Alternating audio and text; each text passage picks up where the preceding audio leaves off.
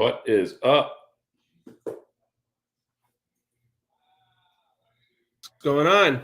Yeah, your What's up, man? timer must have gotten I thought it was a frozen little again. quicker than mine. What happened? Nah, your countdown finished a little quicker than mine apparently because my count Oh, was still going That's down. what it was. We were just staring there. I was like, Technical issues at their best, and man, we're off to a hot start, and yes. the Jets got off to a hot start in their friggin' year too. Just another season, another 0-1 start. It's just kind of miserable at this point. The way that this one went, a lot of hype. I obviously had them winning this game. Thought they were going to come out and fire. And the offense looked pretty decent. We had a 7-3 lead in this game, believe it or not, at one point. But then, unfortunately, the 49ers just pulled away, just nonstop. The defense was terrible. Dom, started off here. What the hell went wrong? What could we not figure out? I don't even know where to start. We'll start off with that run game. They couldn't stop a nosebleed, dude. They were just running that ball down our throats. Let's just start with that. No Christian McCaffrey. I was like, oh, man, there's a chance. But nope.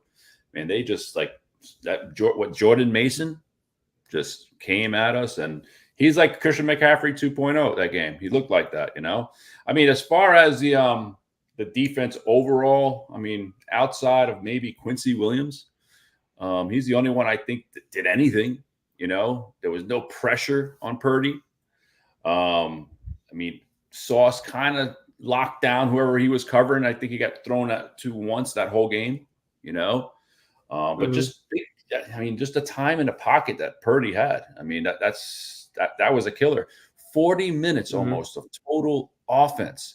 Our defense couldn't do anything. I mean, it's bad. I mean, as far as the Jets and their offense, I mean, they looked okay, but only for 22 minutes of football. We didn't really get to see anything. There was no sample size there. So Lazard had that big drop, but he made up for it with 2 touchdowns. I know one was in garbage time. But, I mean, disappointing. Let's put it that way. Yeah,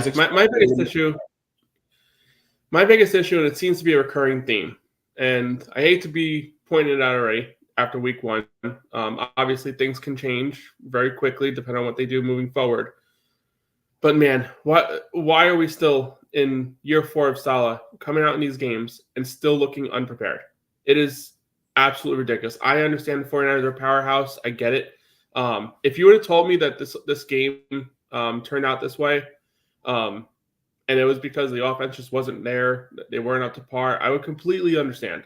And the offense wasn't there. I'm not saying that they were. But honestly, once Aaron Rodgers shook off that rust, you could see that he's ready to be out there. It's, it goes back to kind of what we were talking about earlier in this whole thing is, how much do you put into getting prepared for the preseason?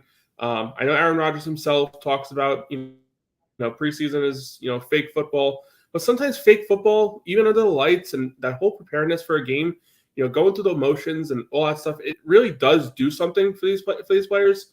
And you can tell. I mean, the Kansas City Chiefs came out on Thursday night and they were firing on all cylinders. And they're a team that plays in the preseason, and they're a Super Bowl team. They've won back-to-back Super Bowls with this formula. They come out prepared, and they're rolling in week 1. I know last year they started off bad. They lost to the Lions, but that game was obviously winnable. Right. The Jets come out in these season openers, and they just come out flat. This was a little ironic, the fact that the Jets defense just got destroyed. And we're going to talk about it a little bit here too, and I think we can get to it at some point. But the whole Hassan Reddick situation, I understand that he would have helped in the pass rush game, but damn, he's not gonna fix giving up 200 yards of rushing. And that's not where he's gonna help. He's gonna help on third down, third and longs, but he's not gonna be a big impact if every single situation is third and short.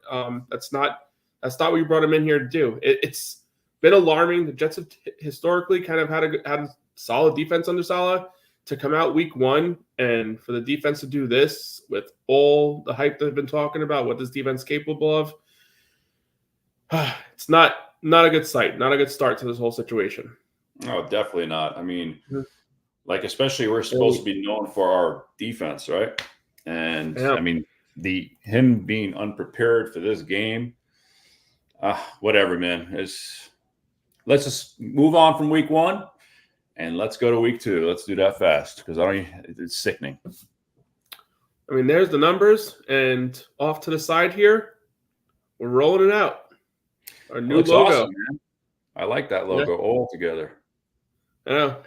We had to get something going here. It's been a few weeks now, and finally we got something going here. Now we get some shirts made up. I know. Gotta get the merch going. It'd be a nice little thing here. But yeah, I like the New York skyline there. It's not the true New York skyline, obviously. It's just got the Lady Liberty sitting on the front with a jet plane in the back. But yeah, I think you get the point. Liberty will give you that point for sure. That's it. Nice logo, nice work, but people who kind of created this for us, awesome, much appreciated. So, like you said, we'll start getting some shirts made up and get this thing going. But obviously, the nice logo on the side with the crappy numbers to the left.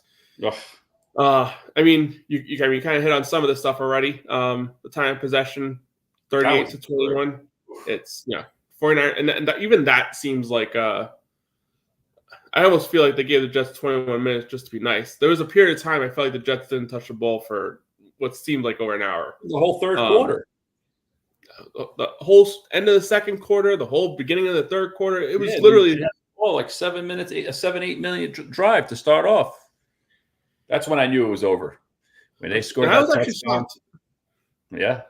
I was shocked because we had that one long touchdown drive where we held the ball for like 7 minutes? 12-play, 7-minute drive. I mean, I thought we were gonna, kind of keep this thing going. Took the lead, 7-3. It felt like it. It felt like they were just starting to come out of this, like that shell, and they were coming on fire. Mm-hmm. And then, man, I'll tell you, Shanahan knows how to coach, man. He's a coach and a half, dude. Yeah, adjustments were made. He didn't like. It felt like Salah had no adjustments made. I mean, I just don't know.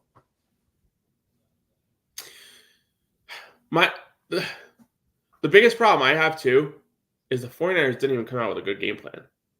I mean, not that they didn't come out with a good game plan. They didn't come out with any creativity. Like, this was not the 49ers offense that we're used to. There was not, like, it wasn't the constant motion. Where's Debo? Obviously, McCaffrey wasn't playing. It wasn't where's Debo? Where's this guy? Where's that guy? Where's Ayuk? It wasn't that.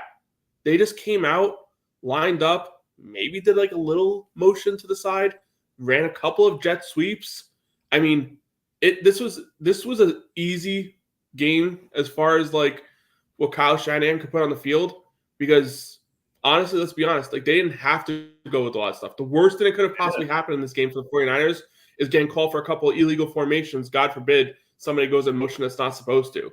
And right. I think that's something that they realized. Like all we need to do is snap the ball, and the defensive line was like 4 yards down the field. It seemed like it on every single play.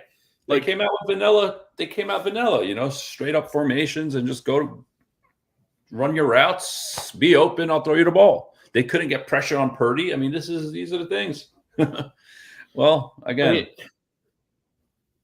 week 1. It's crazy. I mean, you look at some of these stats, it's kind of actually shocking, like how some of these things are so similar, like 5.4 yards play, 5.7 yards to play, very like similar. Like obviously the 49ers had a lot more plays, but third down efficiencies, Jets actually operate on offense not terribly. Like you convert 60% of your third downs, not terrible. But when the scores friggin', the way it was very lopsided in the beginning. I thought we still had a chance. Even when it was like, what was it, 29-13 at the time, whatever. I thought there was still a chance for us to do something. That was after the Rodgers touchdown. Yeah. Got the ball back and, got to that midfield point and that second and one, third and one, fourth and one. Not for nothing. I don't know why they didn't challenge that Brees run. He looked like he got the first down there, bro. But anyway, It's over Everything with. about this, man. Yeah. The coaching is really getting on top of my list as far as issues are concerned.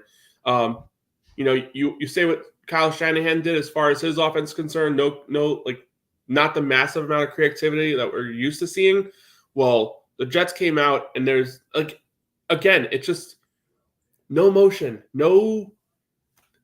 You know where Garrett Wilson is on every freaking play. Like that's a player you need to be moving around. Like Put him in a slot or something, you know? Well, I mean, they did line him up in the slot, but look at what teams like the Dolphins do, the friggin' Rams, the Packers, how they run their offense. Like, look at what all these good teams do. They put their players in motion and move them around because when you move a player around, like that. Look at what it does to the defense. When players go in motion, the defense has to move around. They're all communicating. They're looking around, blah, blah, blah. And that's where it opens it up. that's when you lose players. And when you lose players, that's when they get open. I mean, Juszczyk got wide open down the field because the Jets lost him. And they could have had a touchdown even earlier in the drive, too. They did the same exact thing. There was it was so vanilla from a Kyle Shanahan standpoint. And it worked. It made Robert Saleh look so foolish in the whole situation. Yeah. They embarrassed us, dude. There was even a situation like this was just coaching like at its finest versus coaching at its worst. Like there was a period of time where the 49ers like went out there. It was a 4th and 1, whatever. Like the Jets defense wasn't ready for the fact that the 49ers might go for it on 4th and 1 inside the 5. The 49ers lined up quick, whatever. The Jets had 12 men on the field, had to call timeout. The very next play, the 49ers kick a field goal. And it's like, and that was the point of the game where the Jets were down 16 points. And, you knew, obviously, couldn't give up another touchdown and really couldn't even give up any points anyway. But true. The 49ers got down there, down inside the 5. 49ers have nothing to lose. If they want to go for it, they can go for it. And they lined up. Jets had to waste timeout. Kyle Shanahan makes them burn it. I mean, you need those timeouts in the second half when you're down by that much. And for them to, cost a timeout, this defense coaching staff, as much as great as they've been throughout the first couple of years, this was not a good start. And the good thing is, we don't have to play the 49ers again this year until hopefully February if we're even there. But yeah, here are the numbers, and it's just whatever you want to call it. It's just despicable. I know it says we had 3 sacks, but I don't even know where those sacks came from because I don't know. Did Tyrod get sacked or something? Huh? Possibly. Didn't Tyrod get sacked once? No, Rodgers is the one that got sacked. Oh, okay. 49ers got 3 sacks. They didn't get sacked one time. That's supposedly the Jets sacked the 49ers 3 times, believe it or not. I didn't see any of it. I know that there was one play. It was late in the game. Purdy rolled out like to the side, whatever. It was like they were in the red zone already, I believe. He rolled out to the right, and I don't know. He just like kind of slid, and they call out a sack. I mean, it was like kind of one of those situations where the play's over, nothing's working out. Let me just slide, whatever. That kind of play. It's a negative tackle. It's considered a sack for a quarterback. I don't know where the other 2 came from. I mean, I can't. I guess Sauce got a sack in this game. I think Sauce was the sack that I'm talking about. Okay. Not much to talk about in this game as far as like anything stands out. I mean, even the rushing game is awful. Again, first game, I think there's a lot of rust to do with it, but they got to straighten it out because, I mean, I know we have a winnable game coming up, but this defensive line needs to figure shit out. I mean, in the next, 4 weeks, we have Tennessee, the Patriots, Minnesota, and then we go into Buffalo, right? The next 4 games. You said Tennessee, Patriots, Denver, and Denver, yeah. And you're listen. At the very least, 3-2. I think we could be 4-1, but they better hope. That's all I gotta say. Because I'll tell you right now, they lose next week, dude. It's already gonna start. All the rumblings are gonna start in New York about Saleh. The good thing is, I kind of do think they bounce back here. I mean, they need to for sure. But yeah, that I have a lot of questions about what Saleh can do. And speaking of Saleh, I just got to bring up this next list here players that we believed were going to have some sort of impact to some extent, some degree, to some level, and just flopped. Non-existent. Yeah. Like Braylon Allen did he get a touch until that last drive? He came in. He came in and got a couple touches at the end. Mike Williams, you're right. Javon Kinlaw. I did see him line up at some point. I saw him line up at some point. I don't know if it was after the Lazard catch down the seam. But I remember seeing him walk on the field and the cameras went right to him. It's like, I don't know if that was his first possession. I know that they said they were going to take him on slowly. I get that. But, like, I don't know. I would have liked to see, I would like to see some sort of, even if it's a decoy, just to get him on the field so you can, rest Brees too, man. What the heck? I mean, what, they got to give him the ball every down? I mean, what the heck? I mean, that list is pretty steep. I mean, Michael Williams, I don't know if he even came on the field. Was he even on the field? Mike Williams? Yeah, that's what I was saying. I was just saying, he came on the field late. Like, I'm pretty sure it was after the Lazard catch.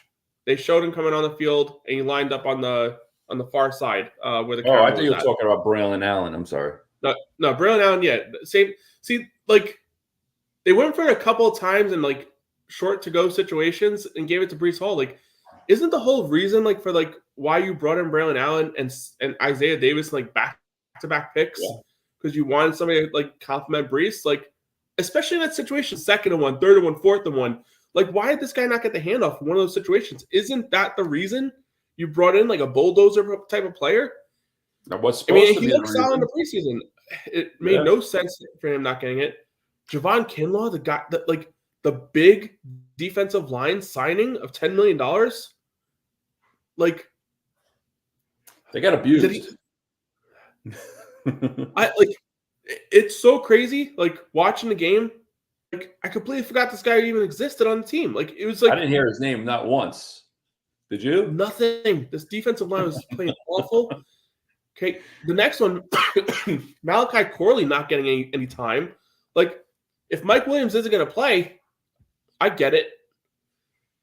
But doesn't that open the door for Malachi Corley? Yeah, 100%. Fuck his 2nd-round pick. I mean, even Xavier Gibson, I'll put him on the list. I mean, he's not on this list, but, like, outside of punt return, kick return, like, this is a guy, like, and the biggest problem for me too is, like, all of these players didn't play in the like, it's not like they only held out Rodgers. They only held out Garrett. They only held out Breece. Like, they didn't only hold out their good players. They even held out their, like, fringe backups. Like, nobody was ready to play. I mean, we know that Braylon Allen had some, he had some time in preseason. I thought he would be more prepared. Malachi Corley, the same thing. Leonard Taylor III, Will McDonald. Well, Leonard Taylor III, like, so I feel bad putting Leonard Taylor III on this list. I know he didn't make our 90-man roster list, but, like, why was he not suiting up for this game? That was probably, like, I mean, I know you talk about the 45th guy and the 46th guy, whatever, does it really matter? But, like, here's a guy that I looked at from what he brought in the preseason. I was like, okay, this guy's gonna be starting every day. And they had Jalen Holmes starting over him. Like, I didn't get that. I didn't understand it. He's a young guy, showed promise in the preseason. Like, it almost concerns you, like, for this coaching staff to, like, come out with a defensive line that got that abused in the rushing game, and for us to have confidence in a guy like Leonard Taylor III, and he's not suiting up on a game where you really need him to. Especially again, it's the 49ers. He's a good run stopper too. You would think so. Tyler Conklin, 1 catch. I mean, in garbage time with what's his name there? Yeah, Tyrod threw it to him. Yeah, Tyrod threw him 1. And then Will McDonald. Oof. Bro, was he 1% out there? I don't know, man. This is bad. Listen, it's only week 1. It's a horrible list. That's it. I get it. Let's get that 1 out of the way, and let's stop.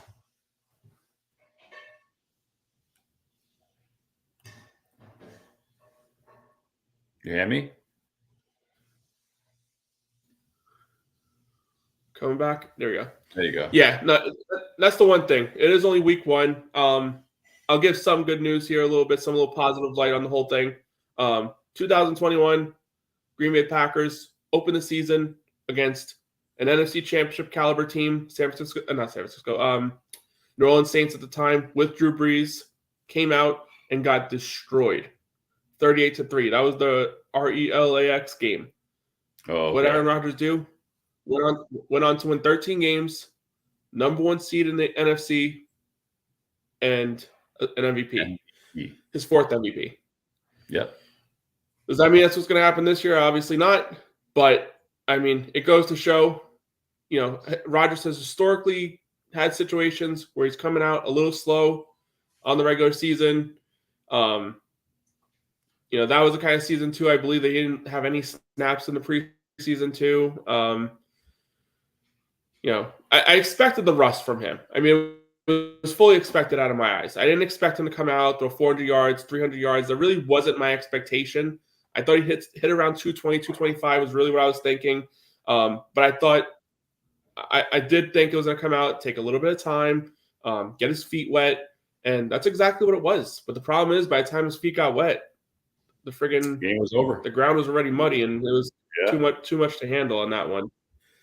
But I don't know, it's just so concerning is how this defense just a defense that we thought was going to do what it did for the first couple of seasons, and they were the opposite of elite in this game. It's just very concerning. Again, short week coming up here, going into Tennessee. I'll be there. Another positive thing I'll give you. After the Brett Favre trade to the Jets, he opened his career a road game in Miami. Where? A road game in Miami. In Miami. Oh, okay. I was at that game. I was at Brett Favre's first road win as a Jet. I will be in Tennessee. Second one this week. You're 1-0. I'll be able to see possibly Aaron Rodgers' first road victory as a New York Jet. And then in 15 years, we'll see Jordan Love's, all right? I know. I got to go to his first road game. But, man, it's very upsetting. You have a good time there. Salah's got a real bad taste in my mouth. Got a bad taste in my mouth for what Salah is here. This game coming up. We got Tennessee coming up. As we talked about earlier. And listen, if there's a time for you to figure this shit out, it's got to happen now. Because trust me when I say this, Brian Callahan, Bill Callahan, those are the coaches there. Offensive line gurus. Yes, they are. Bill Callahan, at least. Offensive line guru. He is going to eat up every single piece of film that the 49ers presented and see what they did. And he is going to duplicate that and see if the Jets can figure out what the hell they did wrong and correct it. Because if they didn't, I can guarantee you the Titans with that offensive line are going to do the exact same thing.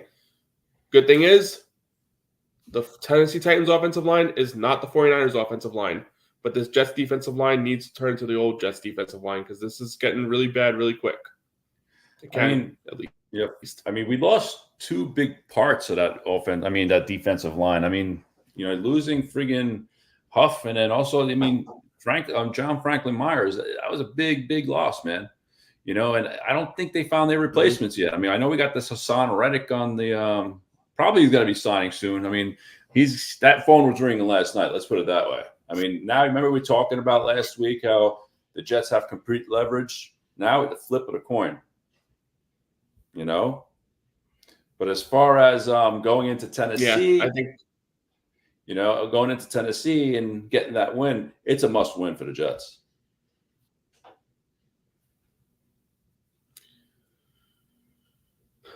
I mean, when you look at the numbers of teams start off 0-2, it's not promising.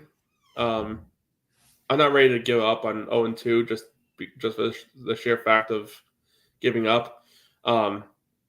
Offense as a whole around the league, we're slow this season. I think the NFL as a whole had one 300-yard passer in the opening week of the season.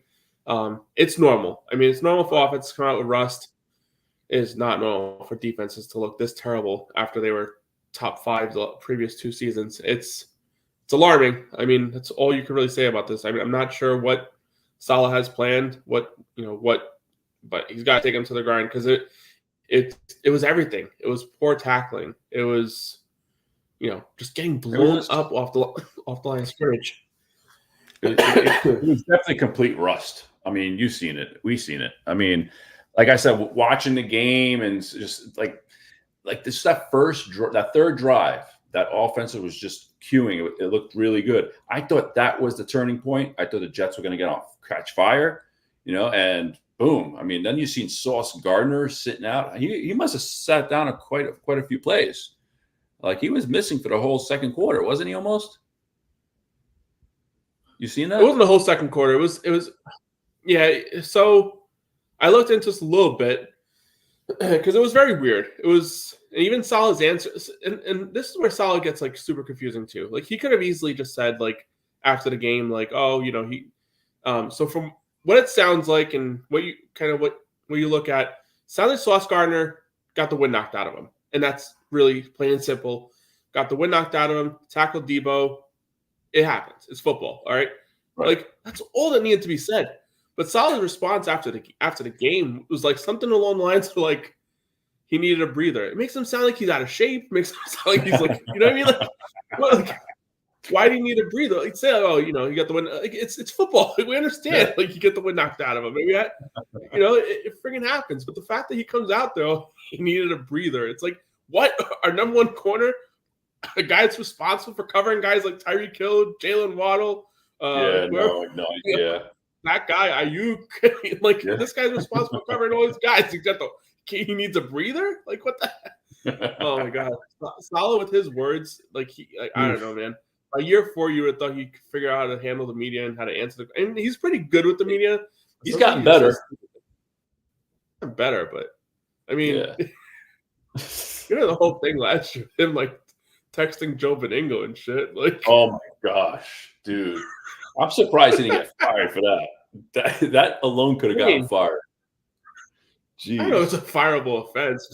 What the hell is this guy doing? Friggin' Beningo's leaking all this shit from the Jets. It's like, what the hell? He's literally on WFAN with his phone up. He's like, oh my god! Oh my god! Shoot. Only the fucking Jets, man. It is. It is only the Jets. You're right. I mean, listen, we're 0-1. But, like I said, I still see 12-5, 11-6, man. I do see it. Yeah. Let's go with some positives a little bit here. All right. Let's go with some positives a little bit here. Positive. And I got a huge positive here. All right. That one drive. Yeah. The third drive of the game. Garrett Wilson looked like an animal. He looked like Devontae The Adams. fact he had 4 catches that drive and 6 the whole game is astonishing to me. Like the back shoulder play, the friggin', the little swing pass. Like he could have scored on that play, but obviously the 49ers had 8 people around him. They did.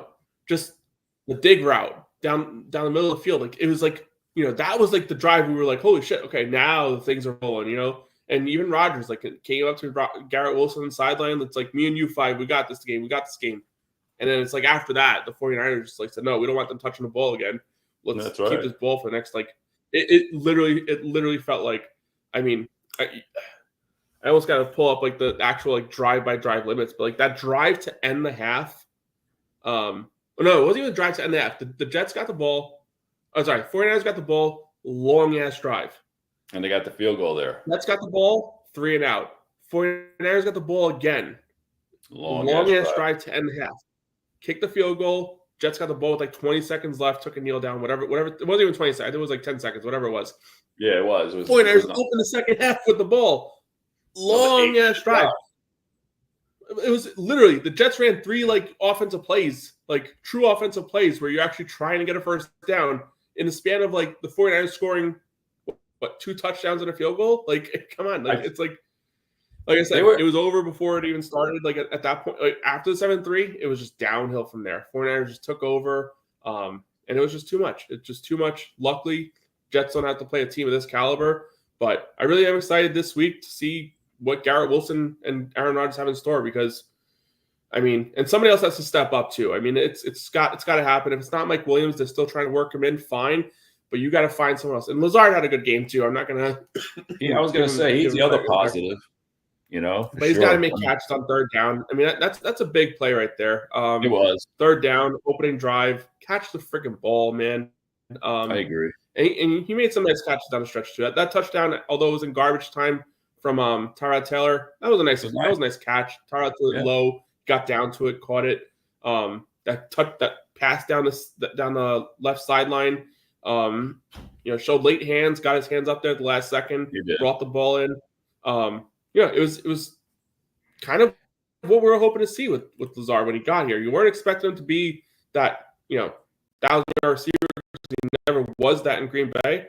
But can you give us 500 yards, 600 yards, while Garrett Wilson gives us 1,300 to 1,400? That's really what you're looking for as a team. And then everyone else has got to step up. Breece Hall had a down game. I mean, start the game off with that fumble. The running game just was not there for the Jets. And again, rust, opening game. That fumble, though, I mean, to his credit, I mean, dude, that guy, what was his name? Warner? Who was the linebacker? Was it Warner? I didn't see who caused it, but Warner was all over the field. I think Warner was the best player. Yeah, Warner. I think Warner's the one that punched it out. Dude, he had that ball locked in. He went. I mean, he just knocked. I mean, yeah, you don't drop that. I mean, that was just a awesome defensive play. You're not going to see a lot of that from Breece. Let's put it that way. He's not known to fumble balls. You know what I'm saying? No, I agree with that. Fred Warner is what the Jets were hoping Hamza Nasruddin, Jamie and Sherwood would eventually develop into. They tried going a similar route. It is not the same at all. I mean, Fred Warner we got Quincy. I'm not saying that. But when the Jets drafted Sherwood, and they drafted Nasruddin back-to-back drafts, that's what they were going for. They were trying to get that guy you bring in, former safety, nickel kind of blend player, with the speed that can develop into potentially being your primary linebacker in these situations, and it just hasn't worked out. When C.J. Mosley went down on that one drive, I mean that's when it all really started. I mean, you really want to kind of isolate down to like one series. When C.J. Mosley went out for that series and Sherwood was out there, it was night and day, and that's when it started. I mean, I know Mosley finished up the game, so by that point, I think the Jets were just winded. I mean, it just they were completely crazy tired. To say. Like they were, like you said, they weren't prepared. They were rusty. It's like I said, it's just take it on the chin and move, right? But the thing about it, though, too, is like being winded, whatever, all that stuff. Like, wasn't this like the most intense training camp? Like, I mean, I know Rodgers says the most intense camp he's had in a while, but like you would think that this team would have been conditioned and ready to roll. Like, and I mean, I'm not doubting the condition, but I don't know. It's tough when you start the season against the toughest team that you're going to play all year, and that's the nature of it. The good thing is it's only going to get easier from here. I mean, it's only going to get easier, but it can get a lot worse from here, depending on how they handle the rest of these games. But the good thing is 0-1. I mean, this is the game really I know I was hyped up, ready to roll, and then called it a win. But when I called it a win, I was also predicting 13-4. Happy to call it a loss and go 12-5 because that's kind of where I really think the sweet spot is. 11-6. I mean, listen, everything's got to everything's got to click. They got to win the games they're supposed to win. If they win the games that they're supposed to win, you said 3-2, 4-1, like that has got to be what happens. I mean, 2-3 is okay, but 2-3 is a problem. 2-3 means you don't want to go 2-3, dude. You don't want to go 2-3 because then you go into Buffalo. Minimum 3-2. Yeah, I agree with that. But 2-3, and then do we go to Buffalo that first game, or is it home I think it's home. It's a home game. Yeah, it is home. Wait a minute. Yeah. So I think it is a home game.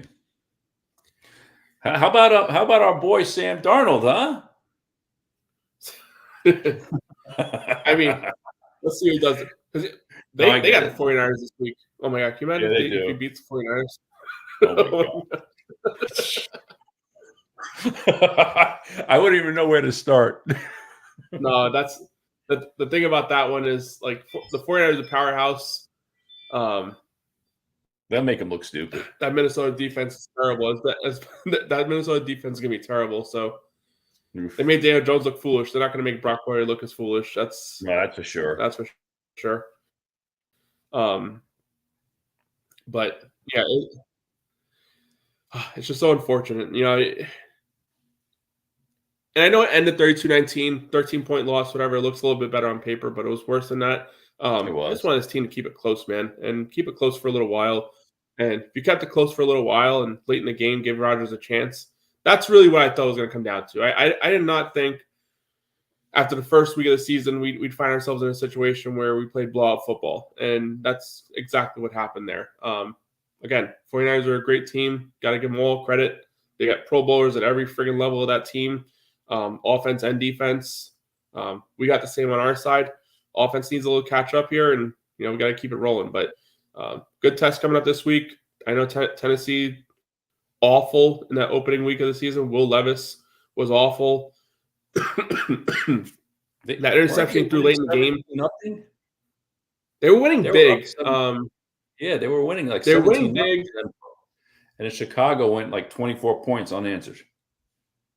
Well, yeah, they were winning up big. I can't score exactly, but there was a block punt for a touchdown, and then there was an interception for a touchdown. And he did some stupid he was going down for a sack. It looked like, and he just kind of flicked it out there like this, an underhand pass to a receiver, and it's like the corner was right there, fell right in his lap. He just took it all the way. All the way, yeah. Got a few viewers in here. All viewers, if you don't mind, we're just giving our Jets rant. Jets friggin' Jets grief. Hit the like button, subscribe. But yeah, man, it's here's an opportunity. A quarterback, you got Rodgers for these types of games. Out quarterback, the other quarterback. And this is a situation where that's exactly what he can do. Will Levis is not going to win this game for him. He could definitely lose it for him. Rodgers isn't the kind of quarterback that's going to lose games for us. We got some comments here. Dane in our comments. Let's give him a little read. Thanks for coming in. Scott, fellas, Bill Callahan has his O-lines ready, so hopefully our D-line is snapped out of it by then, or Levy could have as long as Purdy did. I mean, that's the concern here.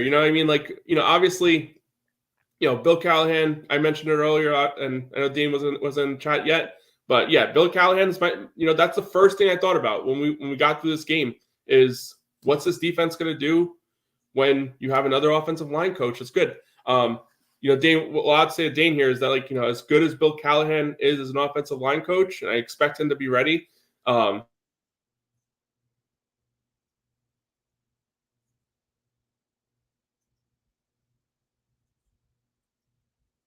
Yo, Ant, you're from. Just give it a sec. There you go. Back. Yeah. So that's the one thing I'll say here about that is, Callahan, give him respect. He's a great offensive line coach, but that offensive line is also working its way up to being whatever they're wanting it to be. So, I mean, that's the benefit there at least. Defense now. All right. We're going to go up against Tennessee. Our defense couldn't get to the quarterback last week. Why don't they ever blitz? I mean, he don't blitz for nothing. I'm not saying do Rex Ryan blitz every down, but never blitzes. Send Quincy in for a spy or something, come in for a blitz, or send even friggin' Clark down. Anybody. Sauce Gardner on a corner sneak. They're not going to do that. But the reason behind it, I mean, Saleh is one of those coaches that believes in rushing the passer with 4 players, and you should be able to do that at any given point in time. It's just the way it is.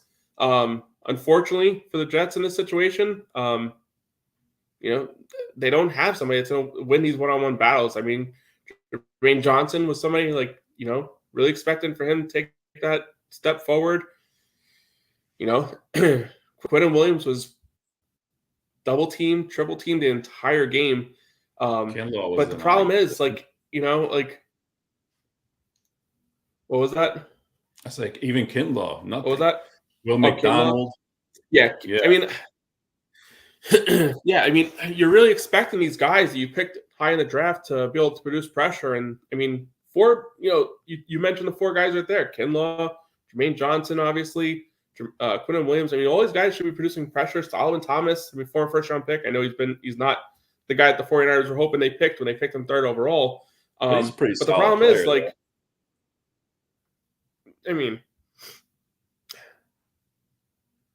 he does his job. I'm not going to say he's a terrible player, but keeps it rotating. Leonard Taylor should have an opportunity in this game, and I think he will have an opportunity in this next game. I hope you have to. Something's got to change. And the problem is, and Dane mentions it here too. Let's give Dane another little thing. Even if they blitz, there's holes all over this defense in zone coverage. I mean, it wasn't like the secondary was playing fantastic. I mean, Tony Adams had a couple situations where he was lined up on Ayuk, and it just didn't work out in his favor. Ayuk got the inside route. It's not Saleh's recipe. I don't think it ever will be. The Jets defense is at its best when they're producing pressure with a 4-man front. And if they can't do that, Saleh can't operate his defense in the secondary the way that he wants to operate it. He wants to pressure the quarterback before and cover the back end with 7 players. And if you can't do that, like I said, I mean, it's kind of alarming. I mean, everywhere you looked at it, the Jets defense just was not what it was last year. And 49ers has weapons galore. Tennessee does not have the amount of weapons that the 49ers had. I think we'll find ourselves in a much better situation than we were previously. But yeah, it's got to change, man. It's got to change. Remember our last poor defensive game was? Dallas last year was terrible. Yeah. And that's exactly. So you know what? That was the second game in. So now we get it over with the first game in. And from there, that point over, that defense was elite. So I'm just hoping that it's rust, wipe it out, start clean next week is really our first week. Let's go.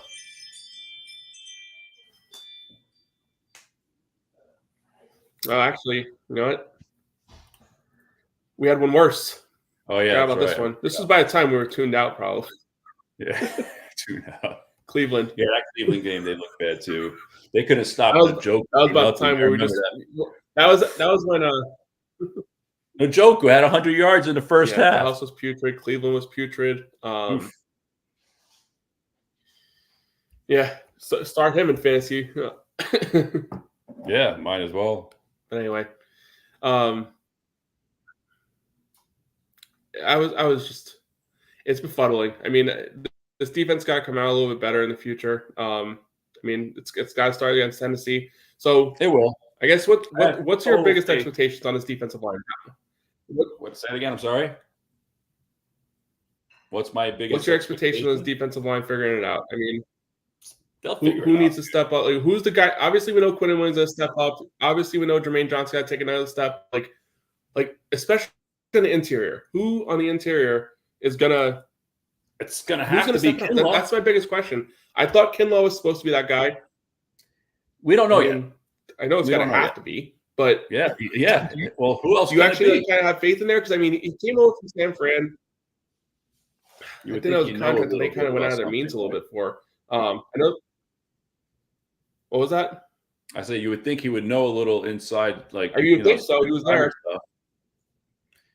They stuffed him. They couldn't do nothing. They couldn't stop the run for shit. You know. Listen, they just need to bring Hassan Reddick. Something I was reading about. Yeah, something I did notice about when I was looking up today, because I mean, obviously the Jets can't go crazy in this whole situation, but you look at the free agent list a little bit, and there's a familiar guy, Al Woods, a guy we had last year that was pretty solid in the run stuff.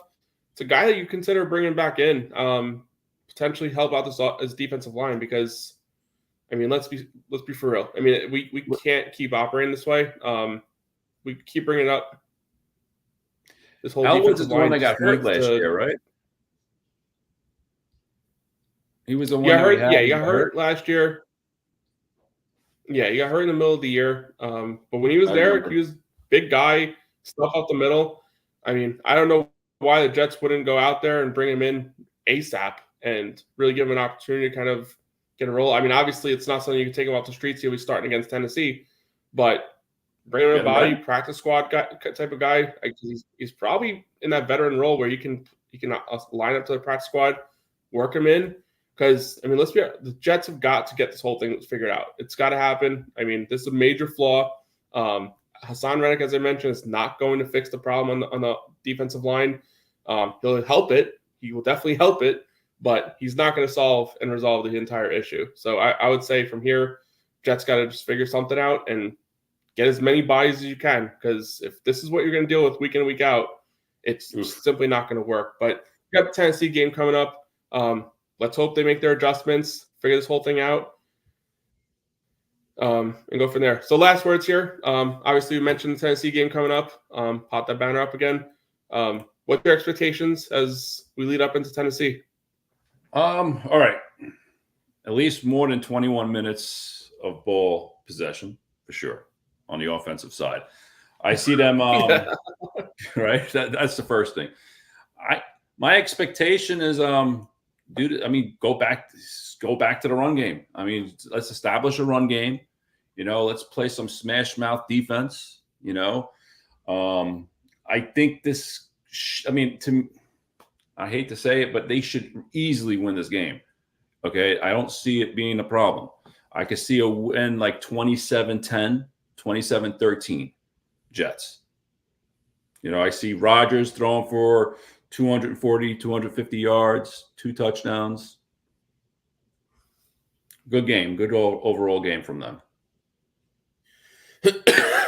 I think so, too. I want to see more creativity on this offense. I know it's not necessarily in Hackett's repertoire, but I want to see a little more creativity. I want to see him mix it up a little bit. I want too many first and second down runs. And they were doing okay, getting like 2 or 3 yards a clip, whatever, but that's not, 2 or 3 yards a clip. Yeah, you are getting 3rd and 4, ideally, whatever. But, you watch the 49ers run the ball on first down versus the Jets run the ball on first down. It's completely different scenarios. It is. The 49ers are getting like 60 yards a clip. The Jets are sitting there getting a couple yards, and every single situation it's leading up to a 3rd down, and you're banking on this offense to make a play. And yeah, they need to do it, and they did it on 60% of the snaps, believe it or not. The problem is you're punting the ball to a team that just is firing at will, getting yards that they need anytime they want it, anytime they need it. So I would like to see a little more creativity. I'd like to see more players out there. I'd like to see more formations, like different stuff, like Malachi Corley out there, Mike Williams out there, even if it's as a decoy, Braylon Allen out there. We've talked about like what this run game could be, having 2 running backs out there. What Green Bay used to do with Aaron Jones out there with what did they have what's his name? Good running backs. Yeah, Dylan, AJ Dillon. Yeah, Corey Dillon. AJ Dillon. Corey Dillon, way back. AJ Dillon. But having multiple running backs out there, like 2 running back formations, line one out. Dillon. I mean, that's what Green Bay did. They came out 2 running backs and they lined stuff up and changed it up and get the defense guessing. There's no guessing games here when Hackett's calling these plays. It's too simple, too easy for you to dissect. I mean, the stupid 2nd and 1 play, they had 2 fullbacks and a running back in the backfield. What the heck else do you think they're going to do in that situation? They're going to run it right up the gut, and they're going to get stuffed, and that's exactly what happened. 3rd and 1. I mean, no, the second down was the stupid Garrett Wilson getting his foot down. That's a question I have too. Okay, so Garrett Wilson on that sideline pass. He had all the time in the world. What was he thinking, man? with Garrett Wilson? Yeah. He had all Well, the he got time the in the second world foot to get his down, but they foot in. I called don't him out know of why. bounds. What happened? Garrett Wilson, there was a sideline play on that second down, 3rd and 1, whatever that whole situation. Yeah. There was a short pass to Garrett Wilson on the outside. He got 1 foot down. The second Yeah. foot came down too. But they called him out of bounds because his heel hit ground first and then his foot went out. I did not know that was a friggin' rule. Wow. You have to get your entire foot in bounds. Like what about the guys that touch their toes in bounds and they call a catch? Yeah, you can't do dragging your feet anymore? You can drag your feet, but apparently if your heel hits first and your toe hits out, it's still out of bounds. Oh my gosh. That is such a That's what I was so confused by. I had to look it up and I was like, that is not a rule I thought I've ever heard in my life, where the guy catches the ball, gets 2 feet in bounds, but because both toes didn't hit in bounds, it was incomplete. Only the Jets, dude. It's crazy. Like I know that it was a similar play to like what happened in the Ravens Chiefs game, whatever. But that guy, his toe came down first out of bounds. So I was looking at that. I'm like, it's not the same play, but apparently the rule is both toes, like your entire foot, needs to be inside the white line, or else it's out of bounds. So I was kind of shocked that you learn something new every day. I had no idea that was a rule, that your toes need to be in bounds. But that is kind of odd. But yeah. But anyway, so that's my kind of expectation here. Obviously, the offense come out with some more creativity. Malachi Corley needs to be out there a little bit. Get him even. I know he's not Deebo Samuel today, but that's what they keep saying. Oh, we believe he has the yak ability that Deebo had. Blah blah blah. But like, I mean, we didn't even see nothing. We didn't see anything.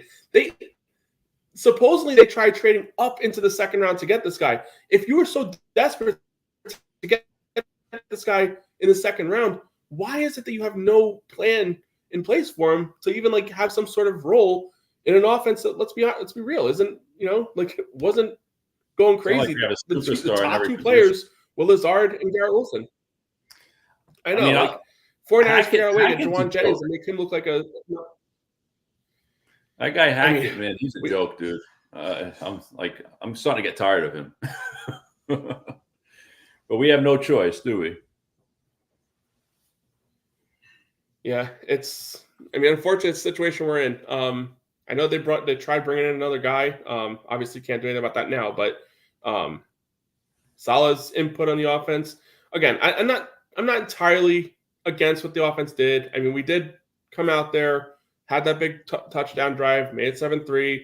Aaron Rodgers showing the old Aaron Rodgers going down the field, scoring that second touchdown.